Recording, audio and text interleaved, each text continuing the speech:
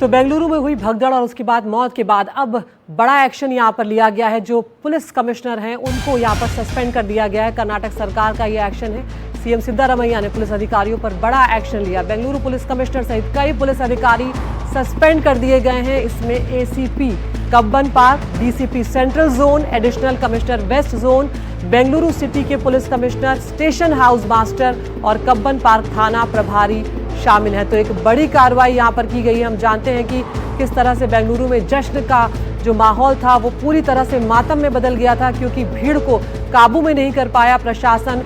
अंदाजा नहीं लगा पाए ठीक तरीके से कि कितनी भीड़ जुटेगी और उसके बाद जो व्यवस्था हुई वो अव्यवस्था में तब्दील हो गई बहुत ही जल्द और उसके बाद 11 लोगों की इसमें जान चली गई। और साथ ही साथ इस बीच सीमांत कुमार सिंह को नया पुलिस कमिश्नर भी बना दिया गया है। तो बता दें आपको कि ACP Cubbon Park, DCP central zone, additional commissioner west zone, Bengaluru city police commissioner, station house master और कब्बन पार्क थाना प्रभारी जो हैं उन पर कार्रवाई हो रही है। अधिकारियों पर बड़ा एक्शन लिया गया है। और हमारे साथ हमारे दो सहयोगी यहाँ पर जुड़ रहे हैं। हमारे साथ निहाल किदवई जुड़ रहे हैं और विधान सौधा से अभिषेक अवस्थी हमारे साथ जुड़ रहे हैं। निहाल, बहुत बड़ी कार्रवाई यहाँ पर हुई है, लेकिन सिर्फ प्रशासन ही यहाँ पर जिम्मेदार है, क्योंकि फैसला जो था वो लिया गया था। और जिस तरह से आपने भी जानकारी दी थी कि उस दिन सरकार और प्रशासन की बैठक भी हुई थी इस भीड़ को लेकर कि भीड़ बेकाबू हो रही है, किस तरह से देख रहे हैं आप?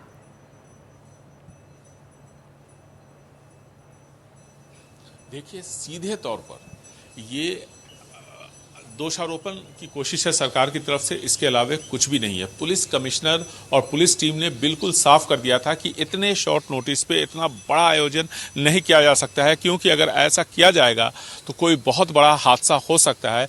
पुलिस लगातार दबाव बनाती रहे। बी दयानंद जो बेंगलुरु पुलिस के कमिश्नर हैं, ये बेंगलुरु पुलिस का हेडक्वार्टर्स है, और साथ ही साथ additional commissioner law and order Vikas Kumar, जिन्हें भी सस्पेंड किया गया है, साथ ही साथ डीसीपी सेंट्रल जोन, इन सब की जो बैठक हुई, बार बार ये कहते रहे कि इस तरह का भव्य आयोजन इतनी जल्दी नहीं किया जाना चाहिए, लेकिन सरकार ने एक नहीं मानी और आयोजन किया गया। और ऐसे में गलती सरकार की है। लेकिन इसमें एक बात मैं और बताना चाहूँगा कि मैं सुबह 10 बजे से चिन्ना स्वामी स्टेडियम और इसके आसपास के इलाके में था, और मैं ये देख रहा था कि बड़ी संख्या में क्राउड वहाँ पे जो फैंस थे वो पहुँच रहे थे।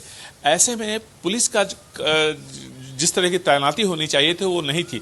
ठीक है, अगर पुलिस नहीं भी कर रही थी, बातचीत चल रही थी, तो कम से कम पुलिस बल की तैनाती होनी चाहिए। बेंगलुरु सिटी पुलिस का जो स्ट्रेंथ है वो तकरीबन 16,000 का है, और इसमें से सिर्फ कल जो कर्नाटक हाईकोर्ट में स्ट्रेंथ दिखाया गया है वो 1400 के आसपास दिखाया गया है। तो 2.5 लाख लोग अगर आ गए और 1400 पुलिस वाले, आखिर कम से कम 4 से 6,000 पुलिस वाले हम देखते हैं कि जब कभी भी सिचुएशन यहाँ पर ख़राब होती है तो पुलिस वालों को लगाया जाता है।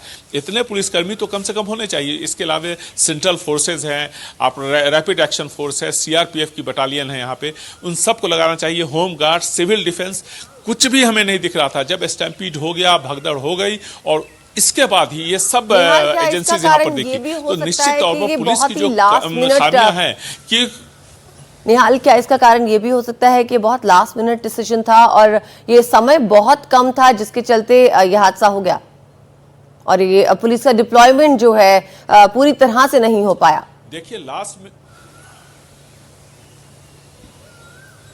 देखिए, डिप्लॉयमेंट का जहाँ तक सवाल है, जब भी पुलिस देखती है, हम इतने सालों से बेंगलुरु में है, कि कहीं भीड़ होती है तो कोशिश होता है कि भीड़ को कंट्रोल करने के लिए ज़्यादा से ज़्यादा पुलिस बल को वहाँ लाया जाए। लेकिन यहाँ पर तो हमें पुलिस दिख ही नहीं रही थी। इसमें कहीं कोई दो राय नहीं है। डिसीजन जो होना है या नहीं होना है वो बाद में होगा। लेट दोपहर तक डिसीजन हो रहा था, लेकिन पुलिस बल की तैनाती होनी चाहिए। जिस दिन 4 तारीख को अगर आप देखें, जब यहाँ सेलिब्रेशन चल रहा था, मैं लगातार इस बात को रिपोर्ट कर रहा था कि पुलिस बिल्कुल भी यहाँ पर दूर दूर तक नहीं दिख रही है। इसका मतलब ये था कि पुलिस ने लोगों को भगवान भरोसे छोड़ दिया था। और हालांकि 1 बजे तक ये फैसला हुआ कि क्या होना है और क्या नहीं होना है, और तब तक पूरा शहर फैन से भर चुका था। और ऐसी सूरत में बहुत मुश्किल था पुलिस के लिए या किसी भी सशस्त्र बल के लिए हालात को काबू पाना। बिल्कुल निहाल, एक बार अभिषेक के पास भी चलते हैं, आपके पास आएंगे निहाल। के हालात नहीं बनते। अभिषेक, ये बताइए, जो ये एफआईआर दर्ज की गई है, इसका आधार क्या है?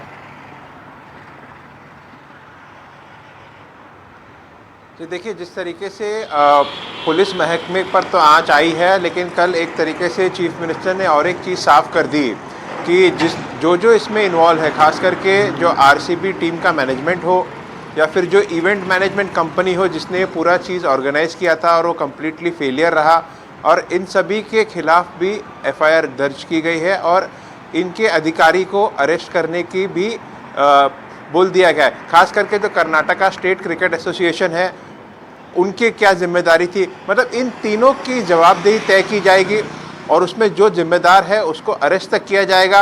और अलग से एक जांच की भी कल जो हाई कोर्ट के रिटायर्ड जस्टिस है जस्टिस कूना, उनके तहत जांच की बात भी की गई है। तो सिर्फ पुलिस महकमा ही नहीं, कल एक कैबिनेट मीटिंग हुई, उसके बाद में ये इम्पॉर्टेंट डिसीजन लिया गया और कम्युनिकेट किया गया।